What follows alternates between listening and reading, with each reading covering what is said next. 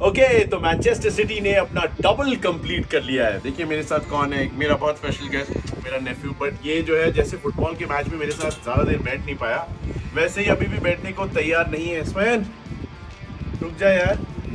अच्छा चलो कोई बात नहीं। बात करते हैं मैनचेस्टर सिटी की। मैनचेस्टर सिटी ने जो है कुछ कमाल कर दिखाया है यार। डोमेस्टिक डबल तो जीता है, लेकिन उसके साथ साथ ना अपना एम्बिशन बिल्कुल कम नहीं किया है। उन्होंने कहा डोमेस्टिक डबल जीतने के बाद कि भैया अभी भी फोकस पूरी तरीके से ट्रेबल पे है, यानी यूरोप में जीतेंगे नहीं ना तब तक अपनी लेगेसी को सीमेंट नहीं कर पाएंगे, तब तक वो रिस्पेक्ट जो ओहदा है ना वो तब तक मिलने नहीं वाला यूरोप के एलीट क्लब्स के बीच में।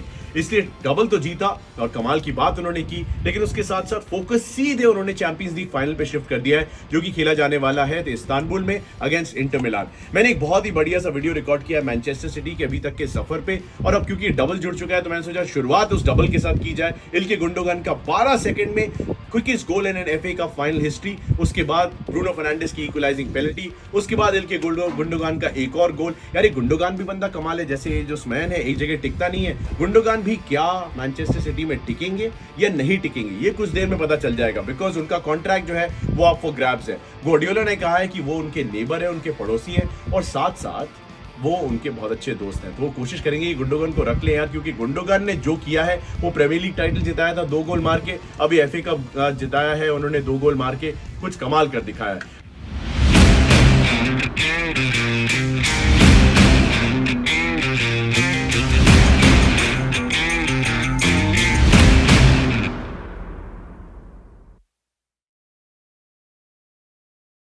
And we are back with a brand new video. Manchester City जो है वो प्रीमियर लीग के नए चैंपियंस घोषित हो चुके हैं। एक्चुअली नए चैंपियंस तो वो है नहीं, क्योंकि पिछले 6 सीजन में अब वो 5 टाइटल अपने नाम कर चुके हैं, लेकिन ये पूरी उपलब्धि जो है वो कैसे हासिल हुई उन्हें, उसमें कौन से पिवटल मोमेंट्स रहे, और साथ साथ अब अगले सीजन टीम्स उन्हें कैसे चैलेंज कर सकती है, मैंने सोचा इस पे जो है ना थोड़ी सी बात करना तो बिल्कुल बनता है। तो सबसे पहले तो मैनचेस्टर सिटी का अचीवमेंट क्यों इतना बड़ा है, क्योंकि अभी भी ट्रेबल ऑन है भाइयों। अगर एफए कप फाइनल वो जीत जाते हैं और अगर वो चैंपियंस लीग जीत जाते हैं तो वो ट्रेबल जीतने वाली सिर्फ दूसरी इंग्लिश टीम बन जाएगी मैनचेस्टर यूनाइटेड के बाद। याद है 1999 में मैनचेस्टर यूनाइटेड ने ऐसा किया था, अब मैनचेस्टर सिटी भी ऐसा कर सकते हैं। एफए कप का फाइनल जो है वो पहली बार एक ऑल मैनचेस्टर अफेयर होने वाला है। अब विदाउट डाउट प्रीमियर लीग जो है वो सबसे डिमांडिंग, सबसे कंपेटिटिव लीग मानी जाती है दुनिया में, क्योंकि यहाँ पे कोई विंटर ब्रेक वगैरह नहीं होता, जहाँ पे आप आए, थोड़ा सा आराम किया, फैमिली के साथ टाइम स्पेंड किया, हॉलीडे मनाया, समर मनाया, और आप आ गए कहीं वापस ठंड में खेलने इंग्लैंड की।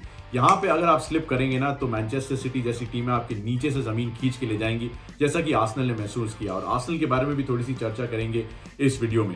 अब याद दिला दें कि 7 अप्रैल को 8 पॉइंट से ट्रेल कर रही थी मैनचेस्टर सिटी की टीम आर्सेनल। जब रिकॉर्ड कर रहे हैं ये वीडियो तो लगभग 8 हफ्ते हो चुके हैं, 6-7 हफ्ते हो चुके हैं, और 8 पॉइंट की जो ट्रेलिंग पॉइंट से लेके इस लीड को कैसे एस्टैब्लिश किया मैनचेस्टर सिटी ने, इस पे थोड़ी सी विस्तार से मैं चर्चा करना चाहूंगा। But just to quickly remind you कि मैनचेस्टर सिटी जब ट्रेल कर रहे थे तब से उन्होंने लगातार 11 मैचेस जीते और टाइटल सील करके एक बार फिर से ब्रिटिश इतिहास में, ब्रिटिश फुटबॉल के इतिहास में अपना नाम दर्ज कर दिया है। They won the title in 5 of the 6 campaigns, so congratulations to Manchester City. मैंने थोड़ा सा इतिहास में मैं गया और मैंने देखा कि हडर्सफील्ड टाउन ने 1924 और 1926 के बीच में 3 इंग्लिश टॉप फ्लाइट टाइटल जो है लगातार जीते थे। आर्सेनल ने ऐसा किया था 1933 और 1935 के बीच में। लिवरपूल ऐसा कर चुके हैं 1982 और 1984 के बीच, कि लिवरपूल ने सिर्फ एक प्रीमियर लीग टाइटल जीता होगा, लेकिन इंग्लिश टॉप फ्लाइट टाइटल्स काफी सारे आ चुके हैं, including 3 in a row between 82 and 84. And of course, Manchester United have done it not once but twice, because Man United did this first of all under Sir Alex in 1999 to 2001, then again under Sir Alex Ferguson, the greatest manager according to me in British football history for sure, if not world football history, between 2007 and 2009. तो man United, Arsenal, Liverpool, Huddersfield town के बाद अगर करने वाली कोई ये team है जो हैट्रिक लगा चुकी है टाइटल्स की, तो अब वो मैन सिटी बन चुकी है। यानी कि now they can start being counted amongst the great sides that we've seen across the entire spectrum of British footballing history. अब ये कहना तो थोड़ा सा आसान है, लेकिन यूनाइटेड वाले फैंस मुझे याद दिलाएंगे भाइयों, बाय द वे हमने भी 9 सीजन में 7 टाइटल अपने नाम किए थे 1993 और 2001 के बीच में। So Man United fans, you are absolutely right. Man City को अभी भी थोड़ा सा फासला तय करना है, अभी भी थोड़ा सा डिस्टेंस कवर करना है, अगर मैन यूनाइटेड की उस डायनेस्टी को मैच कर पाना है जो कि सर एलेक्स फर्ग्यूसन ने बनाई थी। लेकिन पेप गार्डियोला उस रास्ते पे चल चुके हैं और वो जो दहलीज है उस पे खड़े हुए हैं। अब उन्होंने वो जो प्रीमियर लीग का जो रिकॉर्ड तोड़ा है गोल्स के लिहाज से, वो सब तो ठीक है, लेकिन सबसे जरूरी बात यह है कि इनके की फिगर्स कौन से रहे इस टाइटल में। अब अर्लिंग हालैंड का नाम सबसे पहले लेना पड़ेगा यार, but the main point is Erling Haaland has broken the all-time British record that was set by Andy Cole and Alan Shearer. उन्होंने 34 गोल मारे थे एक प्रीमियर लीग के सीजन में जब 42 गेम का सीजन हुआ करता था. इस बंदे ने मार्च की शुरुआत में ही इस रिकॉर्ड को तोड़ दिया जब अपना 35वां गोल मारा. Which just tells you what this guy is capable of यार. एंडी कोल और एलन शेरर का रिकॉर्ड जो है ना कोई छोटा मोटा रिकॉर्ड नहीं है. 34 गोल एक सीजन में मारना कोई आसान बात नहीं है. उसके साथ साथ उनके एक और की फिगर है Kevin De Bruyne.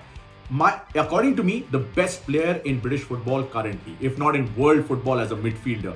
Because this guy can do some incredible things. He creates chances, he scores some amazing goals, he takes set pieces for them, and he is the perfect clutch player and a perfect big match player जो हर team को ना हर team में कम से कम एक होना चाहिए. Kevin De Bruyne ने कई सारे ऐसे मोमेंट्स दिए और उस पर भी मैं थोड़ी सी रोशनी डालूंगा जैसे जैसे हम इस वीडियो में आगे बढ़ेंगे कि केविन डी ब्रुयना तब उठ खड़े हुए हैं जब उनकी टीम को जरूरत पड़ी है. And of course he has got more assist than any other player across top 5 leagues in Europe अभी तक, which just tells you the quality of the man. Not to forget their captain यार इल्के गुंडोगान.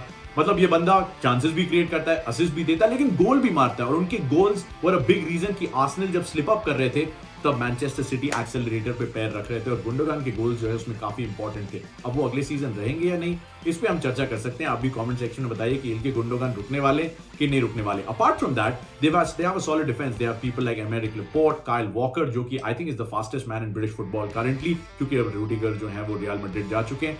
And Ruben Dias right who is absolutely fabulous. Apart from that, in midfield, there's somebody like Rodri, somebody like a Phil Foden can come on from the bench. Jack Grealish को bench से उठा लाते हैं. Riyadh Moretz bench से आके Chelsea के against गोल मार जाते हैं. तो ऐसे प्लेयर्स उनके पास मौजूद हैं जो कि at the key moments have stepped up to the plate, and that is what has led to this 5th title in 6 seasons for Manchester City. अब थोड़ी सी मैं कॉन्टेक्स्ट यहाँ पे दे दूं कि मैनचेस्टर सिटी को 100 से ज्यादा फाइनेंशियल रेगुलेशंस के ब्रीचेस के लिए गिल्टी भी माना जा रहा है. अभी तक प्रूव नहीं हुआ है लेकिन उन्हें अक्यूज किया जा रहा है. For what reasons I will quickly tell you. For falsifying their accounts and for artificially inflating their sponsorship and for their artificially inflating their sponsorship and commercial deals. अब ये बात सच है कि नहीं ये तो कोर्ट तय करेगा, लेकिन मैन सिटी ने कहा है कि एक इंडिपेंडेंट जूरी, एक इंडिपेंडेंट इंक्वायरी इसमें होनी चाहिए और हम लोग जो है बिल्कुल गिल्टी नहीं है. लेकिन that just puts a cloud over this title because lot of people said कि यार ये टाइटल तो जीत गए लेकिन इन्होंने बहुत सारी चीटिंग की है क्योंकि इन्होंने ये दिखाने के लिए कि वो यूएफए और प्रीमियर लीग के रूल्स के तहत खेल रहे हैं अपनी काफी सारी चीजें इन्फ्लेट की हैं, अपने अकाउंट्स को फॉल्सिफाई किया है. अब ये सच है कि नहीं ये तो लॉ तय करेगा, लेकिन एक बात तो तय है कि on the field the football has been absolutely champagne football and worth watching. तो अगर आपने उनका कोई भी मैच मिस किया है तो एक बार मुड़ के देखिएगा और खासतौर से कुछ मैचेस जिनके बारे में मैं आपको थोड़ी देर में बताने वाला हूं. So let's turn our attention to the key moments that turned the season for Manchester City. अब ऐसा लगता है कि एक अरसा बीत चुका है जब वो कम्युनिटी शील्ड का मैच खेला गया था लिवरपूल और मैनचेस्टर सिटी के बीच. कम्युनिटी शील्ड का वो मैच है जो कि सीजन की शुरुआत करता है. प्रीमियर लीग के मैच से पहले कम्युनिटी शील्ड का मैच होता है पिछले साल के एफए कप विनर और पिछले साल के प्रीमियर लीग विजेता के बीच में. तो वो खेला गया था लिवरपूल और मैनचेस्टर सिटी के बीच. तो मैं आपको थोड़ा सा पीछे इसलिए ले जा रहा हूं क्योंकि ये बैटल थी डार्विन नूनेज जो कि नई साइनिंग थे लिवरपूल के लिए, नए स्ट्राइकर थे लिवरपूल के लिए, और अर्लिंग हालैंड के बीच जिन्हें काफी फैनफेयर के बीच में साइन किया गया था मैनचेस्टर सिटी द्वारा. सबने कहा नूनेज अगर अच्छा करेंगे तो सीजन उनका अच्छा जाएगा, हालैंड अगर अच्छा करेंगे तो सबसे बेहतरीन वो सीजन में नजर आएंगे. पर हुआ क्या, डार्विन नूनेज ने तो गोल मार दिए. अर्लिंग हालैंड गोल के सामने थोड़े से लड़खड़ाते और बिखरते नजर आए और सबको लगा अरे हालैंड जर्मनी में होगा, प्रीमियर लीग में ये नहीं चलने वाला. होता क्या है, moment number 1, his Premier League debut against West Ham. Manchester City win 2-0 and Erling Haaland gets his goal on Premier League debut. And I thought that was a very key moment for Manchester City because उससे दो चीजें हुई. एक तो Holland ने सबको बता दिया कि भाई प्रीमियर लीग में मैं बिलोंग करता हूं, और दूसरा गार्डियोला और मैन सिटी के फैंस दोनों को थोड़ा से राहत की सांस महसूस हुई कि यार थैंक गॉड बंदे ने गोल मार दिया, वरना इतना पैसा लगा के हम उसे यहाँ लेके आए और गोल भी नहीं मारा तो थोड़ी सी समस्या हो जाएगी, थोड़ा सा संकट आ जाएगा. बट ऐसा हुआ नहीं. So Haaland getting a goal on his premier league debut I thought was a very key moment in the season. Moment number 2 जो मेरे जहन में आता है वो है राइवल्स मैनचेस्टर यूनाइटेड के खिलाफ जो 6-3 की स्कोर लाइन से मैनचेस्टर सिटी ने जीत दर्ज की. अब इसमें 6-3 की स्कोर लाइन अपने आप में बहुत बड़ी साउंड करती है. अगर आप लोग फुटबॉल अच्छी तरीके से जानते हैं, जो कि आप जानते हैं अगर आप ये वीडियो देख रहे हैं, तो आपको पता है कि मैनचेस्टर सिटी और मैनचेस्टर यूनाइटेड की राइवलरी कितनी बिटर है और दोनों एक दूसरे से हारना नहीं चाहते. जीते भले ही ना, लेकिन हारे ना, ड्रॉ हो जाए पर हारना नहीं. और 6-3 की स्कोर लाइन, 9 गोल पड़े और आपकी टीम हार जाए तो मैनचेस्टर यूनाइटेड के फैंस वो स्कोर लाइन कभी भूल नहीं पाएंगे. और उसमें अर्लिंग हालैंड ने एक हैट्रिक दर्ज की थी. Moment number 3 takes me to De Bruyne's free kick against Leicester City. अब अर्लिंग हालैंड जो थे क्योंकि 22 गोल मार चुके थे और लगभग हर मैच स्टार्ट कर रहे थे मैन सिटी के लिए, अचानक ऐसा हुआ कि लेस्टर के अगेंस्ट अर्लिंग हालैंड अवेलेबल नहीं थे। अब कोई तो है जो गोल मारेगा, अब वो कौन था? जैसा कि मैंने आपको वीडियो की शुरुआत में बताया था, केविन डी ब्रुयना उस तरह के खिलाड़ी हैं जो तब अराइव करते हैं जब टीम को सबसे ज्यादा जरूरत होती है। वो ऐसा इंजन रूम है जो कभी रुकता ही नहीं है। पता नहीं उनमें कौन सा गियर लगा हुआ है, वो कौन से इंजन से अपनी गाड़ी चलाते हैं कि वो रुकने का नाम ही नहीं लेते। और उन्होंने वही कर दिखाया जब 25 यार्ड की फ्री किक उन्होंने लेस्टर सिटी की वॉल के ऊपर कर्ल की। लेस्टर सिटी ने एक अच्छी डिफेंसिव परफॉर्मेंस दी थी तब तक, but the Foxes had no answer. उसके बाद जो मोमेंट नंबर 4 मुझे याद आता है वो है अर्लिंग हालैंड की लास्ट मिनट पेनल्टी जो कि उन्होंने फुलम के अगेंस्ट मारी। अब फुलम एक ऐसी टीम थी जो कि नई प्रमोट होके प्रीमियर लीग में आई थी। अब फुलम से आप हार नहीं सकते यार, अभी वो प्रमोट होके आए हैं, आप चैंपियंस ऑफ इंग्लैंड हैं। लेकिन ऐसा हो रहा था, हार नहीं रहते, मतलब कि वो मुश्किल में आ गए थे। फिर एंड में क्या होता है, केविन डी ब्रुयना पे फाउल होता है, एक पेनल्टी मिलती है 95th minute. Erling Haaland cool as a cucumber scores a penalty and that was a pivotal moment because Arsenal अब काफी बढ़त बना चुके थे प्रीमियर लीग में और Manchester city could not afford to lose to any team, let alone a newly promoted side like Fulham, and that's exactly what Erling Haaland delivered through that last minute penalty. Another moment that comes to mind is the game against Chelsea. 2023 की शुरुआत हो चुकी थी, Arsenal के पास almost 10 point की lead थी। Riyadh माहरेज जो है वो बेंच पे थे, जैक ग्रिलिश जो थे वो बेंच पे थे। जो फर्स्ट 11 थी मैनचेस्टर सिटी की वो उस मैच में कोई खास इंपैक्ट नहीं डाल पाई थी। काफी प्रेशर डाला था जो कि पेप गार्डियोला की साइड हमेशा डालती है। काफी सारे चांसेस क्रिएट किए थे, काफी सारे शॉट्स ऑन गोल थे, लेकिन गोल नहीं आ रहा था। अचानक what does Pep Guardiola do with his genius? He brings on Jack Grealish, he brings on Riyad Mahrez, Jack Grealish का assist, Riyad Mahrez का goal, win for Manchester City, and suddenly Arsenal are thinking यार ये London आके कहीं हमें ना हरा जाए, क्योंकि चेल्सी को तो इन्होंने धूल चटा दी है। और ऐसे ही हुआ। इस तरह के मोमेंट जो है ना कई बार सीजन को डिफाइन करते हैं। जब आपकी टीम मुश्किल स्थिति में, जब आपकी टीम ऑपोजिशन के डिफेंस के खिलाफ जवाब नहीं ढूंढ पा रही है और आपके कुछ प्लेयर्स बेंच से उठ के आके फर्स्ट 11 को याद दिलाते हैं कि सर हम भी स्क्वाड में मौजूद हैं। That was moment number 5 for me. Moment number 6 was actually when Man City beat Arsenal to go on top. अब ह्यूज टेस्ट था आर्सेनल के टाइटल क्रेडेंशियल्स का जब उन्होंने मैनचेस्टर सिटी को होस्ट किया। 15 फरवरी की वो तारीख थी, मुझे अभी भी अच्छी तरीके से याद है। और मैं उस समय क्या कर रहा था मुझे अच्छी तरह याद है, क्योंकि मैं स्कोर लाइन फॉलो करने की कोशिश कर रहा था और मेरा फोन बार बार क्रैश कर रहा था। लिटरली लाइव स्कोर कार्ड पे बीबीसी पे I think it was I was following the game and I was like, man, what a game this is and I can't afford to miss it. But in that game, Kevin De Bruyne scores, Bukayo Saka scores an equalizer straight after. I'm like, what a cracking game यार, मतलब पढ़े जा रहा हूँ, एक हो गया।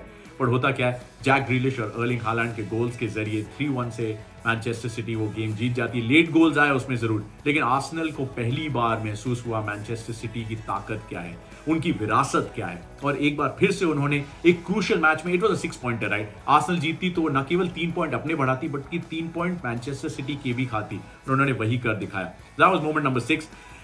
And सबसे जरूरी एस्पेक्ट इस मैन सिटी के प्रीमियर लीग टाइटल जीत में, यार आप भूल जाओ हालैंड को, भूल जाओ डे ब्रुयना को, भूल जाओ गुंडोगन को भी, लेकिन आप भूल नहीं सकते पेप गार्डियोला को। यार 14 टॉप फ्लाइट टाइटल्स में से पिछले 11 वो जीतने में सफल हुए हैं। That just tells you what he is capable of. Barcelona के साथ लगातार 3 जीत चुके हैं, बायर्न म्यूनिख के साथ लगातार 3 जीत चुके हैं, एंड नाउ मैनचेस्टर सिटी के साथ 3 जीत चुके हैं। अब now people will say okay he is manage big teams, yes, but you tell me in the comments कि अगर आप यही टीम देते हो कार्लो एंचेलोटी को, या फिर आप यही टीम देते हो लुइस एनरिके को, या आप यही टीम देते हो यर्गन क्लॉप को, तो क्या वो लगातार 6 सीजन में 5 टाइटल आपको दिला सकेंगे प्रीमियर लीग के? I would say personally my opinion no. और गैरी नेविल ने भी कुछ ऐसे ही कहा था, अभी उनसे पूछा गया था कि क्या मैनेजर जो है वो इतनी बड़ी चीज है क्योंकि ये स्क्वाड तो किसी के साथ भी जीत सकता है। ऐसा बिल्कुल भी नहीं है, क्योंकि अगर आप वो मैनचेस्टर सिटी का वो वीडियो देखेंगे ना जो उन्होंने रिलीज किया प्रीमियर लीग जीतने के बाद, जिसमें the relentlessness was there on display कि हम चैंपियंस हैं, हम चैंपियंस की तरह खेल के दिखाएंगे। अब देखो कॉपीराइट स्ट्राइक आ जाएगी, इसलिए मैं वो शायद वीडियो तो आपको ना दिखा पाऊं, लेकिन आप जाके जरूर देखिएगा। और अगर आप देख सकते हैं तो उसमें आपको पता चलेगा किस तरह की आग है अंदर, वो भूख है जो कि मिटती नहीं है। आप 14 टॉप फ्लाइट टाइटल्स में से 11 जीते हो और उसके बावजूद आप और जीतना चाहते हो। अभी भी ट्रेबल ऑन है मैन सिटी का as we speak at the time of recording this video, लेकिन वो जो आत्मविश्वास है ना वो कहीं जाता नहीं है। And the fact that he wants to improve every season despite the fact that they are already winning, they're not losing, they're not trailing, they're not Arsenal who slipped up in a title race, they're the ones who won. They only let Liverpool slip through once, but since then they've become stronger, bigger, better, and faster than ever before, and that is all Pep Guardiola for you. इसीलिए मेरे हिसाब से जो सबसे बड़ा कारण है कि मैन सिटी वहां है जहां वो पहुंच पाए हैं, वो पेप गार्डियोला। तो ये थी इंग्लिश प्रीमियर लीग और मैनचेस्टर सिटी की बातें, और इसी के साथ मेरे नोट्स हुए आज के लिए समाप्त। लेकिन मैं एनबीए के ऑफिस में आया हुआ हूं, तो मैंने सोचा कि अगर आपको बास्केटबॉल के वीडियोस में इंटरेस्ट है तो मुझे कमेंट सेक्शन में बताइए कि क्या आपको एनबीए के बारे में थोड़ी सी और जानकारी चाहिए। अभी मैं एनबीए के बारे में थोड़ी सी पढ़ाई लिखाई कर रहा हूं, तो अगर आपको कुछ भी जानना हो तो मुझे बताइए। पर आज के लिए इतना ही। अगर किसी और स्पोर्ट पे कोई भी बात करनी है, so your destination should be Tyagi talks and nothing else. Until the next time, it's good bye.